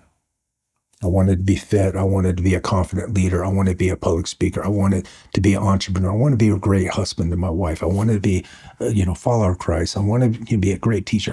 So I had all these different things, but I had to revisit sometimes. I had to go back to my childhood to heal certain things so I could be this, As a studying warrior, like when you were truly working, did you ever look at like other armed forces, like the British military, the SAS, anything like that? And if you did, or did you ever get to work with them? What was like the things that you had pulled from them? Like, was there any one force that stood out or anything? The British SAS, I did an exchange program with them. Great group of guys. Different kind of culture. So my first interaction with the Brits was 3rd Para in Ottershot. Very rowdy bunch of guys that want to fight in bars and get drunk. And then SAS, very professional, older group of guys, quiet, but very lethal. I got to work with them overseas, saw their skill set. Always been an admirer of them. I work with different I stood up different commando forces. The Singaporean commando force, the 707 Korean, which is their tier 1 counter-terror. They were great guys. So I would say, what was the great thing about where God put me in my warrior path was during a global war on terrorism, I got to cross-train and work with different commando forces all around the world. There's some commando forces that think they're all that, and they're not. But I got the privilege to work JTF2, the Canadian Special Operations. So a lot of experience in cross training, seeing different units that help shape even my tactics and who I am today. So yeah, did you take those teachings and apply them? Like, what was some of the specific ones that stood out? So when I work with the British 22 SAS, I went to covert means of entry and destructive means of entry course. And, we would impression keys and, we would pick locks to get in to install these technical devices.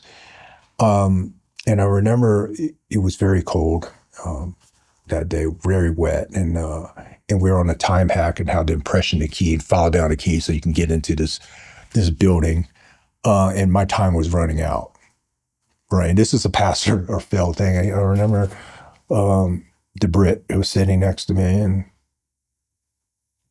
And finally I cracked the door, and literally it was within minutes of this time standard. And he goes, "How you think you did, mate?" And I was like, "I passed, right?" And he's like, "Yeah." "Do you think you would have got in there faster?" And I'm like, "What do you mean?" And he kicked this flower pot over, and there was a spare key underneath there. So it taught me always know the situation, always check your surroundings, right? And that led me into combat. Always check my surroundings, always check the situation. No matter my level of training, always be situation aware of everything I do. Right. So I learned that lesson, and yeah, that always stuck out in my head. Wow, there's the key right there. Love that story. The koi story we were talking about earlier, this is something I can't take credit for, because William, one of the brothers, who is also the everyday stoic, wrote some of this stuff out for me. And he thought this was a relevant story, the koi into the dragon story. That's a famous story in any Taoist or any Asian teaching, is the koi fish. The koi fish, see, it always swims upstream. The koi fish always swims upstream, always against the current of life. It always deals with the currents of life, always swimming against it, the current. And some koi fish, the current is so hard that they'll find a different path and they'll stagnate there. But it's truly the strong koi fish that is able to swim against the current of life, against the hardship, against the struggle, always constantly striving, getting pushed back, but yet swimming forward all the way to the top of the mountain. And it's said that once you reach the top of the mountain, the koi fish on the other side becomes the dragon, which the dragon in Asian philosophy is enlightenment. So you can never reach that level of enlightenment unless you're willing to swim against the struggles, the hardships. You can never reach that level of enlightenment when you choose the easy, when you quit. Right? So when you are facing the struggles, consider it a blessing, because God is forming you into something more. I think last time, a lot of this was off camera. We spoke about the different terrains that you've worked. So with operating in like deserts, jungles, urban environments, which was the one that produced the situation that made you have to adapt the most? Like, which was the one that was possibly the most difficult, but also taught you the most? Definitely was the urban environment, because, the situation in urban environment is a built-up, urbanized area. You have combatants in the area, you have friendlies in the area. You have to quickly decide who's the enemy, who is friendly. And during the global war on terrorism, terrorists don't dress up in uniforms. They look like normal civilians. It's truly guerrilla tactics, guerrilla warfare, right? So children can call out your position. So you're constantly scanning that sector. It's a build-up, urbanized environment where you have different levels of the gunfight. You have the upper level, the ground level, you have lower levels. So it's constantly scanning that environment. You have vehicles, you have, like I said, non-combatants, combatants, you have storefronts, you have buildings, how to effectively move down these avenues, what's going to provide you the most cover and concealment, shadowing in areas, depending on what the time, season that you're going towards your objective. You know what I mean? So I would say urban environment was definitely the heart. And then how are you going to blend in? Are you going to come in uniform, night vision, suppress weapons? Yeah, we do.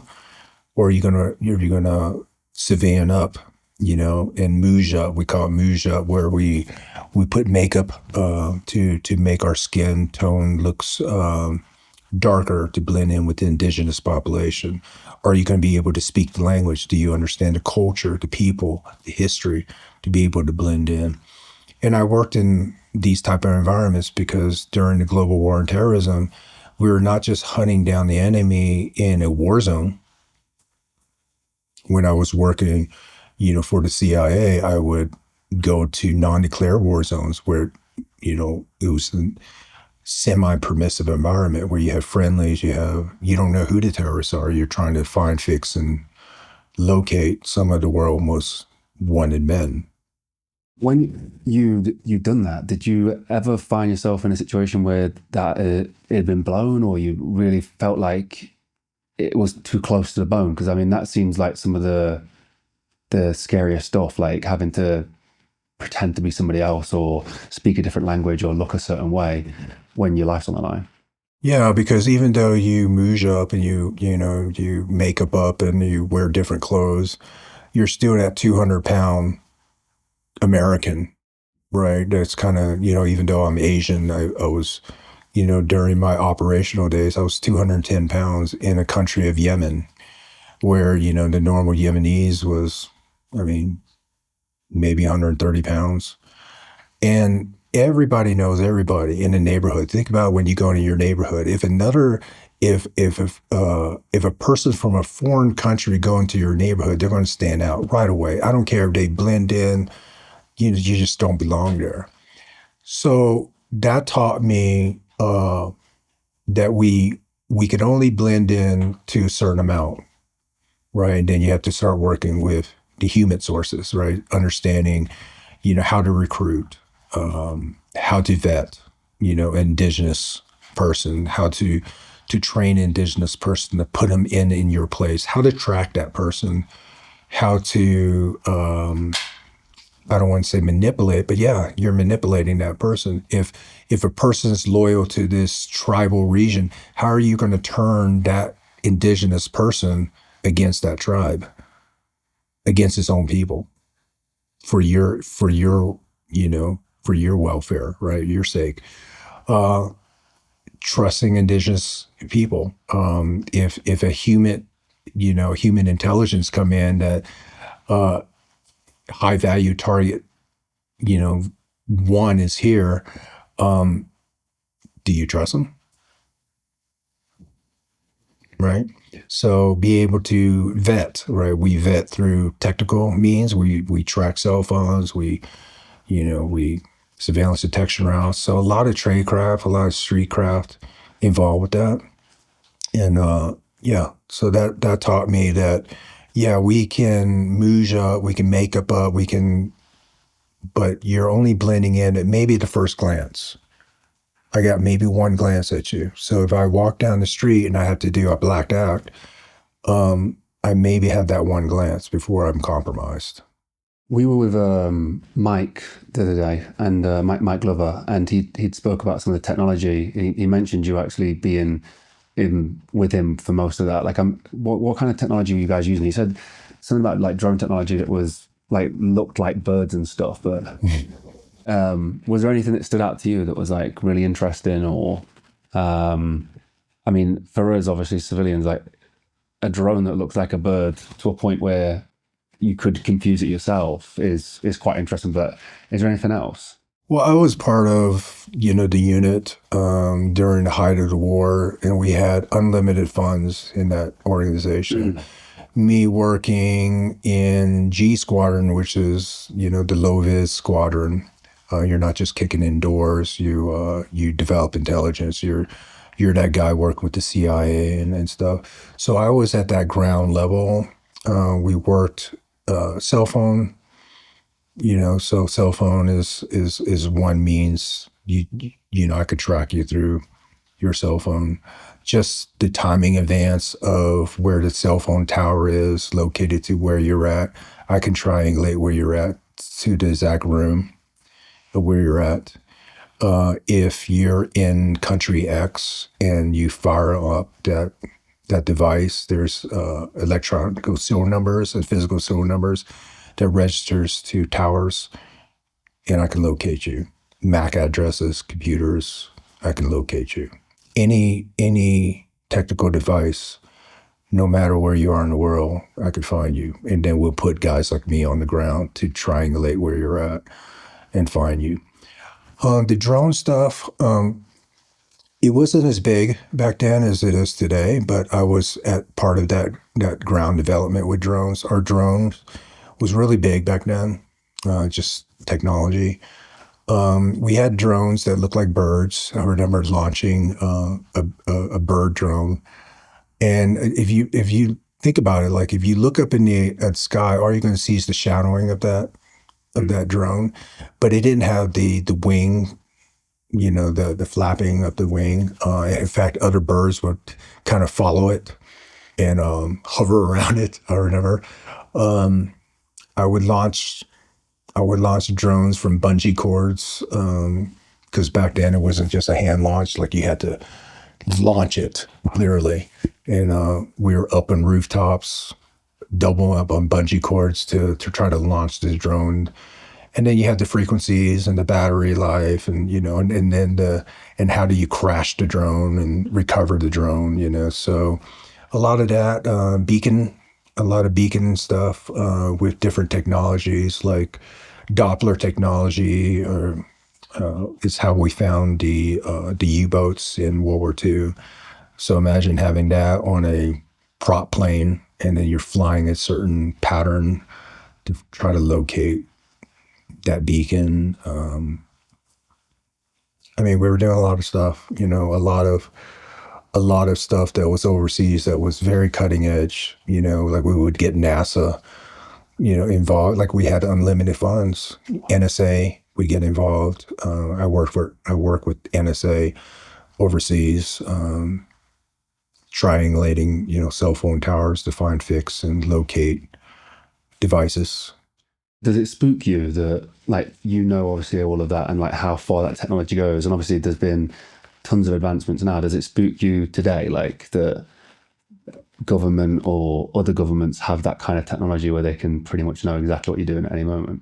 Oh yeah, I mean they always know what we're doing. It's just part of. I mean, any, especially today, and especially in Europe. Europe, we develop a lot of our trade craft in Europe, working with the British, just because there's cameras everywhere. You can't even move down London without seeing a camera everywhere. So now in the United States, there's cameras literally everywhere. You know what I mean? You're tracked. No matter where you go, you're tracked. Even biometrics. In fact, I was traveling from country X to, back to the States, and I had to transit through Munich, Germany. And we had to do biometrics, and I was traveling under a different alias.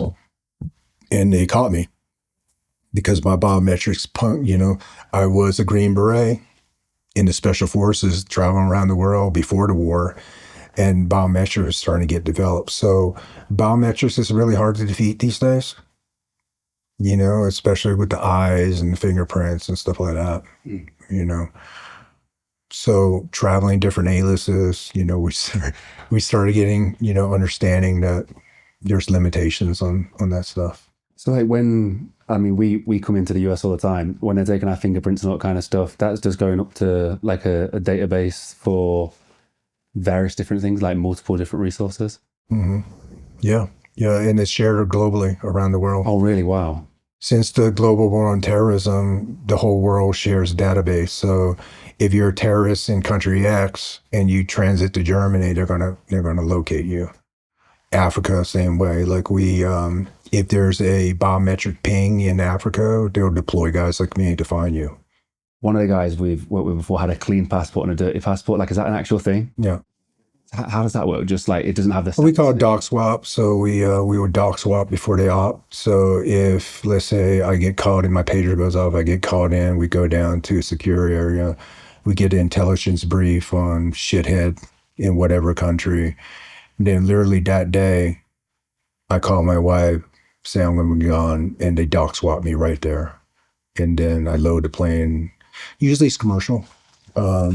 Depending on how we're going to move in countries, sometimes we will go in military. For a lot of stuff I did towards the end, it was very commercial. So traveling commercial aliases, doc swapping. How I would do it is, so I wear my watch on this hand. I'll take off the watch and I'll move it to this hand. So when I have to sign my alias name, I'm like, oh, I'm so-and-so. Because I change certain things about me, right? Because it's so easy to sign your normal name, you know what I mean? So doc swapping, they have your credit card and underneath whatever alias. And then, it takes years to develop an alias, So if I'm so-and-so living in Alexandria, Virginia, it takes literally 3 or 4 years to develop that alias because, your credit card, like your passport, your credit, your apartment, who pays the rent, where do you work? If I work for, I don't know, Communication International Services at a communication place as a tech, you're going to have to know the layout of that floor plan. So if you get compromised and they're like, okay, so-and-so, tell me about your workplace, you have to be able to describe it down to the T. Your parking space, we live it. We'll go there and live it. So the two swords balance, you talk about carrying two swords, the physical and the spiritual. If one is too sharp and the other one is too dull, what happens to the man? So that brings me back to two modalities, right? You have the physical realm and you have the spiritual realm. Mm-hmm. If you concentrate too much on the physical, then you're lacking spiritual. You concentrate too much on the spiritual, then you're not really present in the physical realm.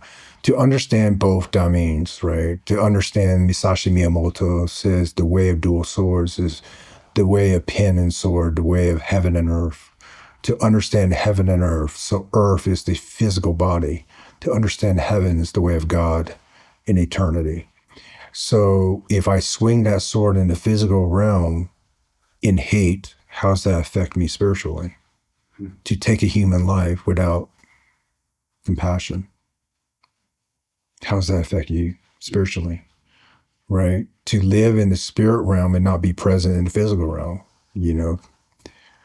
two different modalities. You have to have that balance, the way of two swords, heaven and earth, right? So to be present, in the physical realm, but also to be aware of the spiritual realm. And how do you develop your spiritual realm?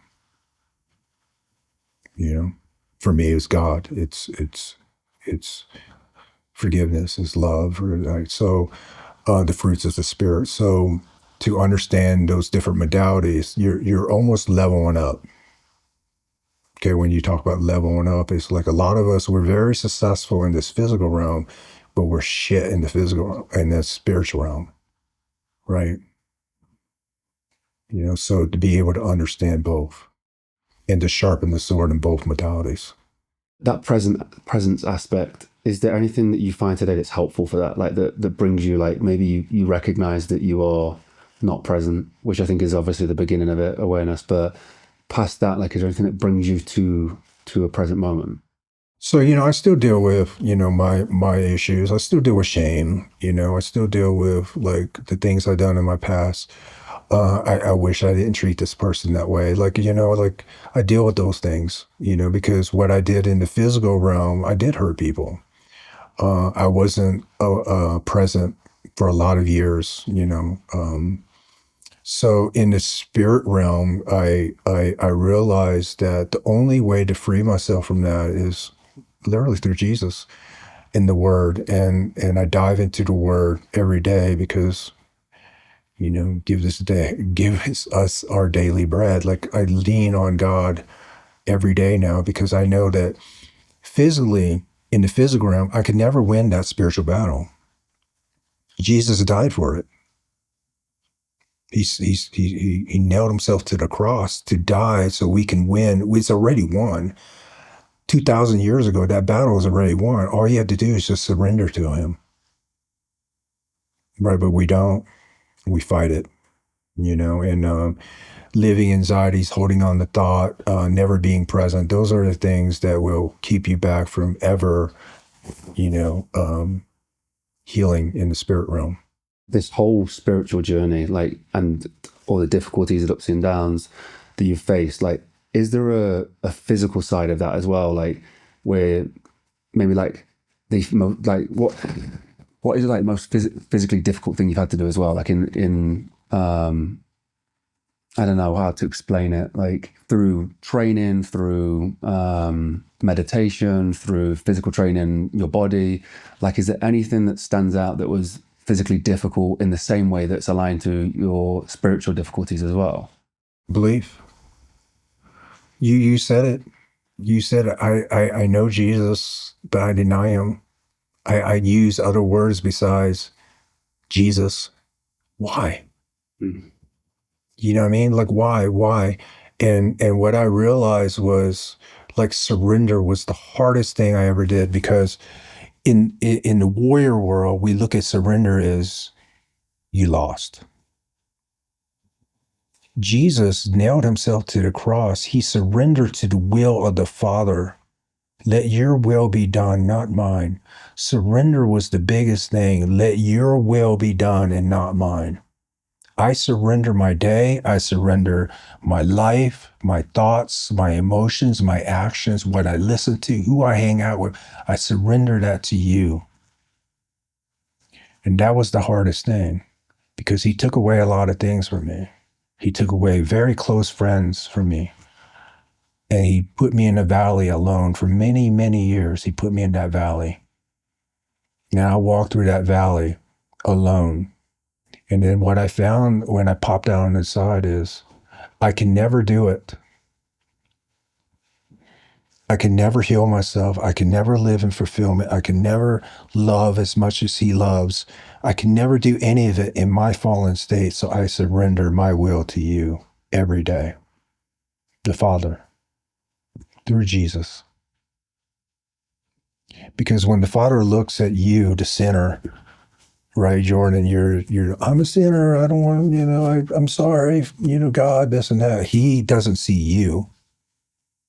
He sees the Son who died, the perfect lamb, the perfect sacrifice that would never have another sacrifice, up into the gospel, up into the New Testament. It was always, you read the Old Testament, it was all about them sacrificing, building holies of holy temples and the tabernacle and all this. It's all temporary.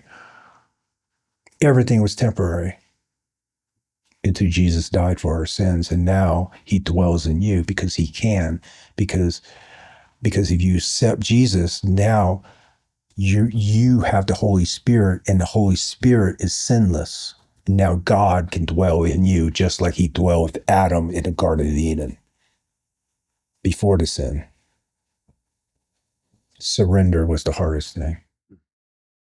We speak about the Eastern philosophy's influence in the West, but like, what's the reverse of that? I don't think I've ever asked anyone. And now that we're talking about Jesus and some of the more popular beliefs over in the West, like, is there an influence back over to the East?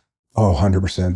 There's a bridge there, and I feel like that was my journey, was to understand the Eastern teachings of Lao Tzu and Confucius, and about compassion in the universe and the oneness, because we're all one. All of us, we're all one. And what Buddha taught us was, the compassion, how to let go of stuff, through meditation. I mean, he sat underneath the boga tree and then he breathed until he found enlightenment, right? What he was doing was he was shedding and letting go, letting go, letting go, letting go of all of our programs, letting go of our beliefs, that trauma as a child, letting go, letting go, letting go of that anxieties that you feel, letting go of those thoughts that doesn't serve you, letting go of the Jordan that doesn't serve you anymore. Like the Jordan that was there in your 20s is not who you are sitting today. So why are you still holding on to that guy? Shame, regret. Why, right? Why hold on to things that don't even serve you? As we grow through the evolution of our lives, we should evolve. The Eastern philosophy taught me Wu Wei, the way of an effortless way, right? To not put so much energy on the external, but more on the internal, and let that ripple to the external. But the Eastern philosophy, what it did was it taught me all that compassion. I was very kind and I forgave, but there was still like, I forgive you, but I'm going to judge you because I can't do it. Buddha can't do it in his fallen state. He's human. Only person that can ever do is God. Right. So when I got to a certain level in my journey of healing and understanding meditation, because those are all great, because you have to understand how to work the nervous system. You have to learn how to empty the mind. Right. And how I did that was through meditation, which is the Eastern practice. So I took that Eastern practice and it led me to a certain point where I'm like, I can't do it. No matter my good deeds, no matter how kind I am to you, I can never do it because I'm a fallen man. I'm a sinner. I was born a sinner. And God can't dwell in sin. And I need him to bring me to the being, which is the human, to the being, which is eternal. And that's when I crossed that bridge from human, which is the Eastern side, to the being, which is the Western, Jesus. Why do we hold on to versions of ourselves that don't serve us anymore? Your nervous system, your beliefs, you don't know how to let go. Like if I say, hey, you're having a bad day? Okay, think about something positive. How many times you heard that? Like, you can't, because you're running off your subconscious.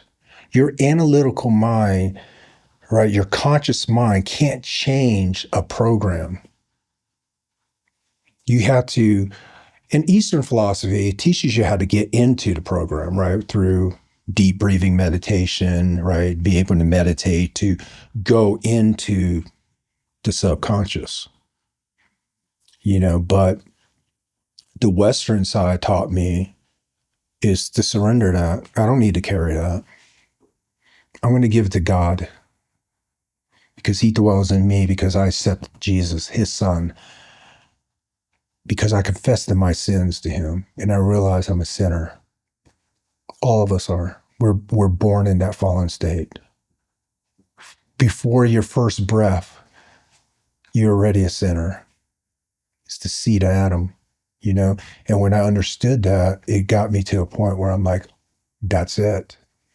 And when I confessed my sin to Jesus, I felt it. It was literally a shift. But also you can't confess it with your mind, right? You can't go, I'm a sinner. No, you really have to carry that burden where you can't take it anymore. It has to come from your heart. And he knows the difference. And I think that's part of the process of dying to the old man. Jesus told Nicodemus, he said the only way is to be born again. And to be born again is the Spirit, right, is born in you through Jesus. Is there a responsibility once you've found your faith, or once you found your faith, to spread that message? Good. So Jesus looked at Peter and Simon, and he said, "Let me make you fishermen of men." So what I found was during my walk, when he saved me, I'm like, wow, that's awesome. Save me. Thank you. Right. And I started attending Bible study, and, he led me to Bible study. He led me back to church. And I started getting really interested in the word. Like, he directs you. Like, it's the Holy Spirit works in you. Right. So then he led me to read the Bible more. I hated reading the Bible. Like, I couldn't even stand church at one point in my life. Like, I could not stand being in church. I felt very uncomfortable. Right. And I realized that was my flesh. That was the sin that was in me. That's my fallen state. But when I confessed my sin to Jesus, he overcame that battle 2,000 years ago. Now the Holy Spirit dwells in me. I surrender to the Holy Spirit every day. He directs what I do. So I started reading the Bible more and more, and then I wanted to talk more about Jesus. Where every person I would go to, any chance I get to talk about Jesus, oh man, I want to talk about him. And that's not me. That's the Holy Spirit in me. And as I read the Bible more and I started studying theology more, I started educating people more. And I think what separates me is I was a non-believer and he saved me. So my message is from a non-believer. And also my message is how I bridge the Eastern philosophy to the West. Not a lot of people understand, like, how do a lot of people are sold on, okay, I believe in meditation, I believe in Buddhist, I believe in all this, but how do you bridge that from the human to the being? Like, how do you bridge that? And I feel like that was, his calling for me. I was able to do that because I came from a Buddhist country, came from a Buddhist background, that was my culture growing up. You're in physically good shape as well. Like, is there anything to that of like keeping yourself in good health? I mean, you work out really hard. We're at altitude. Like, you are able to put your body through these physical strains and build muscle and break down muscle and build it back up again. Is that any relevance to the spiritual side as well? Like, is there a reason for doing that? I feel that's the warrior in me, right? I can never step away because we're all warriors, right? We're God warriors, and I understand, like, it's the spiritual realm and it's the physical realm. I have to be this warrior these days. I'm a teacher to many people, to other warriors. So I have to step up in front of all these warriors and be that warrior, to be that Ronin, right? And physical training is, I mean, that's the core, right? That's the basic of any human being, like even an entrepreneur, a person that just wants to achieve in life. If you want to spend the best years of your son's life with you when you get older, you're going to have to be physically fit. And how you treat your body now is what's going to carry that vessel later on in life, right? So for me, I understand that different modality, and I train in that because I know one day Tu Lam won't be able to run anymore. It's just all of us, right? So when things are hard, when I'm working out in the mornings and things are hard, I appreciate it because I realize one day I won't be able to do it. Thank you so much for that. That was amazing. You're welcome.